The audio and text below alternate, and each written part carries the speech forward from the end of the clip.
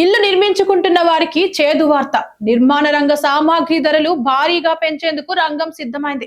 పశ్చిమాసియాలో కొనసాగుతున్న Iran Israel యుద్ధ జ్వాలలు ఇప్పుడు నిర్మాణ రంగాన్ని తాకనున్నాయి. సిమెంట్, స్టీల్ ధరలు భారీగా పెంచేందుకు కంపెనీలు సిద్ధమయ్యాయి. అంతేకాదు కొందరు వ్యాపారులు ఇప్పటికే బస్తాకి 30 రూపాయల వరకు పెంచేశారు. తమిళనాడు, యూపీలో ఈ కొత్త ధరలకు సేల్స్ జరుగుతున్నాయి.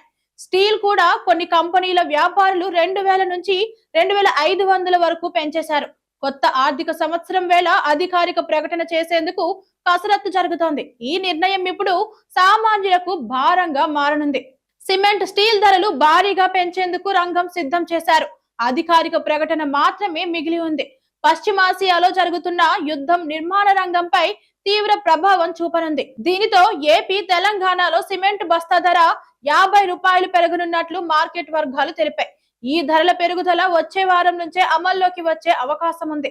ప్రస్తుతం రిటైల్ మార్కెట్ లో సిమెంట్ బస్తా ధర 250 రూపాయల నుంచి 320 రూపాయల మధ్య ఉండగా, ఈ పెంపుదల తర్వాత 320 నుంచి 370 రూపాయలకి చేరనుంది. సిమెంట్ కంపెనీలు ఉపయోగించే పెట్రోలియం కోక్ ధర $130 నుంచి $165 చేరడం, ఇండస్ట్రియల్ డీజిల్ రేటు 23.75 రూపాయలు పెరగడం వంటి కారణాల వల్ల ఈ ధరల పెరుగుదల చోటు చేసుకుంది. అదే విధంగా స్టీల్ ధరలు భారీగా పెరుగుతున్నాయి. స్టీల్ టన్ను 2000 రూపాయల వరకు పెరిగే ఛాన్స్ ఉంది. అంతర్జాతీయ భౌగోళిక రాజకీయ ఉద్రిక్తల కారణంగా ముడి చమురు మరియు ఇంధన ధరలు ఆకాశాన్ని అంటుతుండటంతో దేశీయంగా సిమెంట్ ధరలు పెంచాల్సి వస్తుందని కంపెనీలు చెబుతున్నాయి. గత 15 రోజుల్లోనే అంతర్జాతీయ మార్కెట్ లో ముడి చమురు ధర 39%, థర్మల్ కోల్ 14% మరియు పెట్ కోక్ ధరలు 18% మేర పెరగడం సిమెంట్ తయారీదారులపై తీవ్ర భారాన్ని మోపింది.